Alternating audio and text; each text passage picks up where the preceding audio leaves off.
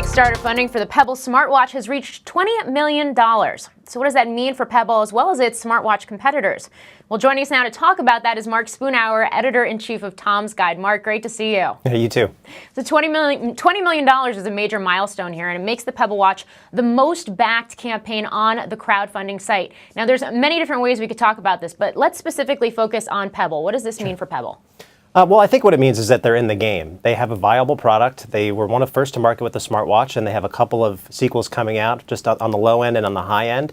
And I think right now they're sort of preaching to the faithful. A lot of people who go to the Kickstarter page want to see them succeed. So it is a big number, but when you break it down to the number of smartwatches actually pre-ordered, we're talking about 90,000. A lot of analysts out there say that Apple could sell about 15 million smartwatches or Apple Watches in the first year. So you got to put that in perspective. And I'm glad you just brought that up because obviously the Apple smartwatch, probably the most anticipated of all these different types of smartwatch products coming out in 2015. So what advantages does the Pebble Watch have over the Apple Watch? Actually, several. I mean, so let's start with battery life. The Apple Watch is supposed to have about 18 hours, but it has a more colorful and brighter display. But what Pebble is doing, they're using like an e-paper color display. So it's supposed to give you the best of both worlds. So color, but low power, up to 7 days of battery life.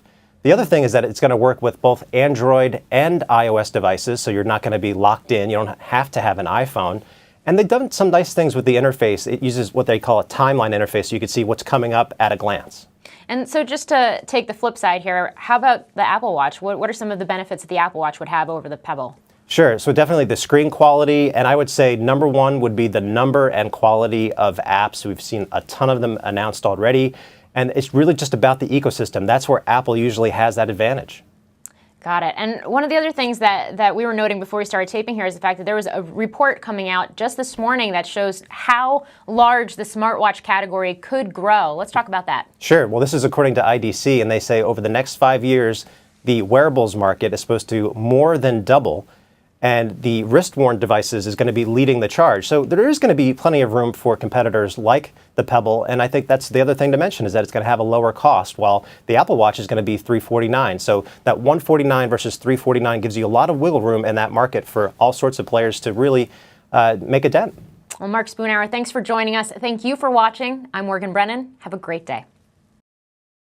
Hey YouTube fans, I'm Landon Dowdy from CNBC. Thank you so much for checking out our channel. You can subscribe by clicking right here to check out the latest Mad Money CEO interviews, market news, financial advice, and product unboxing. Enjoy!